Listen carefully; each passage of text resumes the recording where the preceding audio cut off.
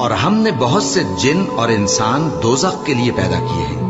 उनके दिल हैं लेकिन उनसे समझते नहीं, और उनकी आंखें हैं मगर उनसे देखते नहीं, और उनके कान हैं पर उनसे सुनते नहीं। ये लोग बिल्कुल चौपायों की तरह हैं कि तुम पर रहम किया जाए। और अपने परवरदिगार को दिल ही दिल में आजिजी और खौफ से और पस्त आवाज से सुबह शाम याद करते रहो, और देखना गाफिल ना होना।